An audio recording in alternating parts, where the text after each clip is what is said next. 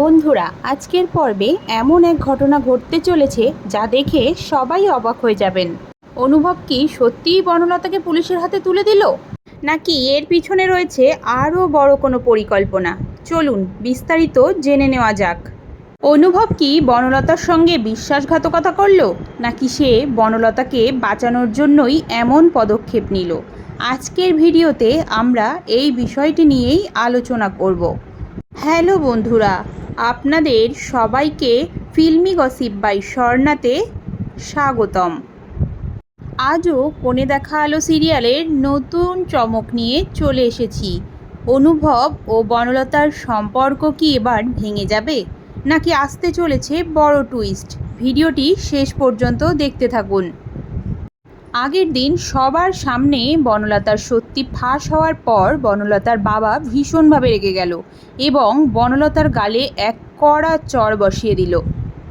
বাবার হাতের সেই থাপ্পড় খেয়ে বনে যায় বনলতা।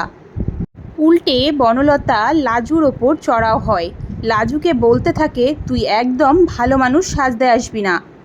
এখন হয়তো তোর এই ভালো মানুষের নাটক দেখে সবাই চুপ আছে, কিন্তু একদিন সবাই ঠিকই বুঝতে পারবে তোর এই ভালো মানুষের পিছনে আসল রহস্যটা কী।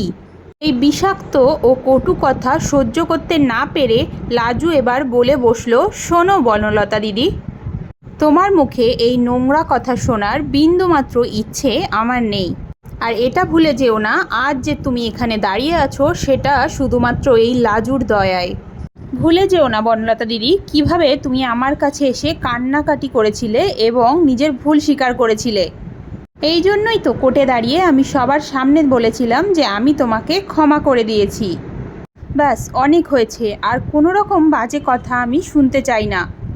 এরপর লাজু অনুভবের ঠাম্মার সামনে গিয়ে ভেজা চোখে তাকিয়ে ঠাম্মিকে বলতে থাকে, এখন ঠিক বুঝতে পেরেছি ঠাম্মি, কেন তুমি আমার এই বাড়িতে থাকা নিয়ে এত আপত্তি করেছিলে।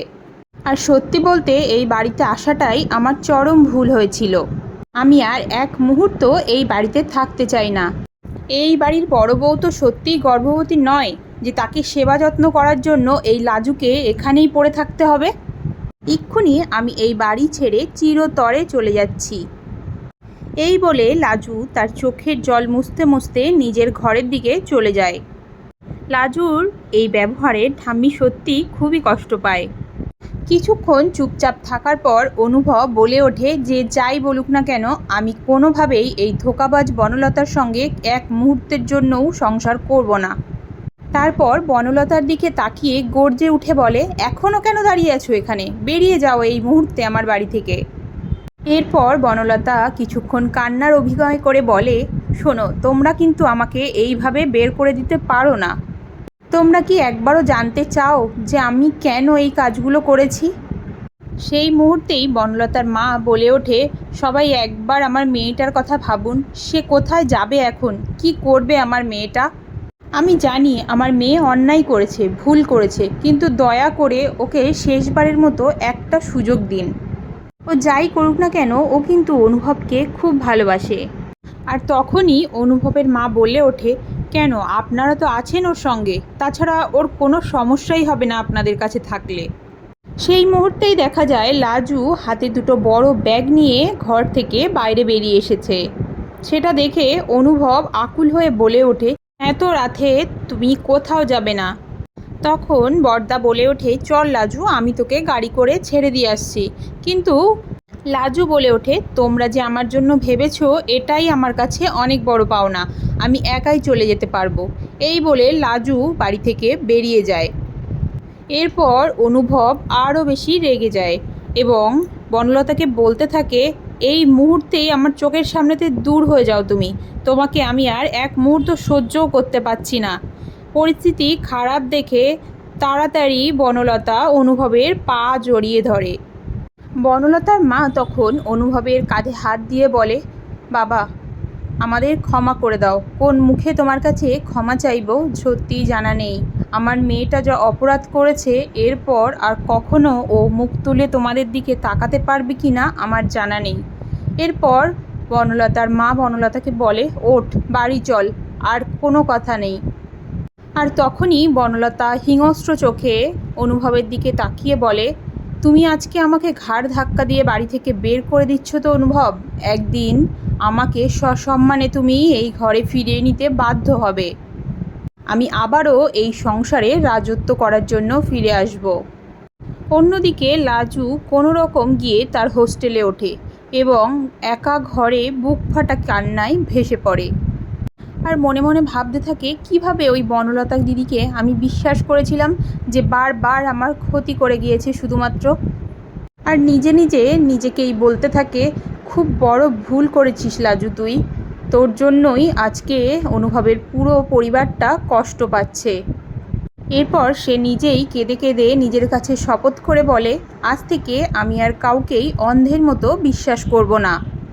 এদিকে বনলতা তার বাড়িতে ফিরে আসে আর তার বাবা এত বেশি রাগ ধরে রাখতে না পেরে মেয়ের গালে সপাটে একটা চড় কষিয়ে দেয়। হঠাৎ বনলতা অবাক হয়ে তার বাবার দিকে তাকিয়ে থাকে এবং তার মা চিৎকার করে বলে, এটা তুমি কি করলে? এত বড় মেয়ের গায়ে তুমি হাত দিলে কেন? তখনই তার বাবা রেগে উঠে বলে, একদম চুপ। তোমাদের মা মেয়ের এই বদমাইশির জন্য আজকে সবার সামনে আমার মাথা কাটা গেছে। আজ মেয়েকে শাসন করনি বলেই মেয়ে ভুল পথে চালিত হয়েছে। বনলতা তখন বলে ওঠে, শোনো বাবা, সব কিছুর একটা কারণ থাকে, আর কারণ ছাড়া মানুষ কিচ্ছু করে না। লাজু আর অনুভব তলে তলে একটা সম্পর্ক রেখে চলছিল, আর সেটার জন্যই আমি এমন কাজ করতে বাধ্য হয়েছি। তখন ওর বাবা আবারও রেগে বলে, তোর কাছে কি কোনো প্রমাণ আছে? কোনো শক্ত প্রমাণ কি তুই দেখাতে পারবি? আর এমনিতেও তোর মতো এত সন্দেহবাতিক মেয়ের সঙ্গে কেউই সংসার করতে পারবে না। এবার থাম, অনেক হয়েছে। সব পাড়ার লোক জানাজানি হয়ে গেছে। এবার অন্তত নিজেকে একটু শুধরে নে বন্যা। বনলতা আবারও বলে ওঠে, আমি ওই লাজু আর অনুভবকে কোনোভাবেই এক হতে দেব না। তাই আমাকে যত দূর পর্যন্ত যেতে হয় আমি যাব। ওই অনুভবকে আমার কাছে ফিরতেই হবে। তখন তার বাবা বলে উঠল, তোকে দেখে তো সত্যি এবার আমার ভয় করছে রে। তুই নিশ্চয়ই আবার কোনো ষড়যন্ত্রের ছক কষছিস। খবরদার, তুই আর কোনো অঘটন ঘটাবি না। লাজুকে ওর মতো করে একটু বাঁচতে দে। তখন বনলতা হেসে বলে, না বাবা, আমার যা ভাবার আমি ভেবে নিয়েছি, আর আমার যা করার সেটা তো আমি করবই। জেল হলে আমার হোক, তোমার তো কিছু আসে যায় না, তাই না বাবা? বনলতা মনে মনে ভাবে যে তার শ্বশুরবাড়িতে এমন একজন আছে যে লাজুকে একদমই সহ্য করতে পারে না। আমার তার সাথেই কথা বলতে হবে। এদিকে অনুভবের বাড়িতে সবাই ছি চিৎকার করছিল বনলতার এই জঘন্যতম কাণ্ড কারখানার জন্য। সবার মুখে একটাই কথা, টানা এত মাস ধরে একটা মেয়ে কিভাবে গর্ভবতী হওয়ার নাটক করে গেল, তারা একটুও টের পেল না। আমি বলতে থাকে, পরপর এত বেশি অপরাধ করার পরও বনলতাকে আমরা কেউ কোনোদিনও কিচ্ছু বলিনি। আজ তারই প্রতিক্রিয়া আমাদের দেখতে হচ্ছে। অনুভব তখন বলে ওঠে, আমি কিন্তু আমার সিদ্ধান্ত নিয়ে নিয়েছি। আমি ওই ছলনাময়ী মেয়ের সাথে কখনোই আর সংসার করব না। আমি ডিভোর্সের আইনি নোটিশ খুব তাড়াতাড়ি ওকে পাঠিয়ে দেব। অনুভবের মা তখন মনে মনে ভাবতে থাকে, ডিভোর্স হয়ে গেলে ওই লাজুকে আবার বিয়ে করে আমার ছেলে ঘরে তুলবে না তো? তখনই অনুভবের মা অনুভবকে বলে উঠল, শোন বাবা, তোর জন্য না আমি নিজে পছন্দ করে একটা লক্ষ্মী মেয়ে এই ঘরে নিয়ে আসব। অনুভব তখন রাগ দেখিয়ে সেই স্থান থেকে চলে যায়। অনুভবের বাবা অনুভবের মাকে বলতে থাকে, এবার একটু থামো, ছেলেকে একটু নিজের মতো থাকতে দাও। এরপর সবাই সবার কাজে ব্যস্ত হয়ে যায়। পরদিন হঠাৎ খুব সকালে বাড়িতে একটা কলিং বেল বেজে ওঠে। অনুভবের মা দরজা খুলতেই চমকে ওঠে। দরজা খুলতেই দেখলো বনলতা এসে দাঁড়িয়ে আছে। তখনই অনুভবের মা রেগে মেগে বলে উঠল, তোর কত বড় সাহস রে বনলতা, তুই আবারও এই চৌকাঠে এসে দাঁড়িয়েছিস? অনুভবের মা বলে উঠল, তোর কোনো জিনিস যদি এই বাড়িতে থেকে থাকে তবে সেগুলো নিয়ে মানে কেটে পড়। তখনই বনলতা মিষ্টি হাসি দিয়ে বলে উঠল, না আন্টি, আমার তো আপনার সঙ্গেই দরকার। তখনই বনলতা বলে ওঠে, দেখো আন্টি, তোমার আর আমার প্রবলেম কিন্তু একটাই, তুমিও যেটাকে নিয়ে ভয় পাচ্ছ আমিও কিন্তু ঠিক সেই জিনিসটাকে নিয়েই ভয় পাচ্ছি। তখনই অনুভবের মা চিৎকার করে বলে ওঠে, তোর মতো অসভ্য মেয়ের সঙ্গে আমাকে একদম গুলিয়ে ফেলবি না, বুঝলি? তুই কি ধান্দা নিয়ে এসছিস সেটাই বল। কিছু বলার থাকলে মানে মানে বলে কেটে পড়। তোর ওই বিশ্রী মুখটা আমি আর দেখতে চাই না। তুই আমাদের বাড়ির জন্য যা যা ক্ষতি করেছিস সেই জন্য আমি কখনোই তোকে মাপ করতে পারবো না। তখন বনলতা ঠান্ডা মাথায় বলতে থাকে, আন্টি একবার ভাবো তো আমি কেন এগুলো করেছি। আমি কোনোদিনও চাইনি লাজু আর অনুভব এক হোক, আর তুমিও তো মনে প্রাণে তা চাও না। সত্যিই কি অনুভবের মা বনলতার পাতা ফাঁদে পা দিয়ে ফেলবে? আপনাদের কি মনে হয় বন্ধুরা? অবশ্যই কমেন্ট করে জানান।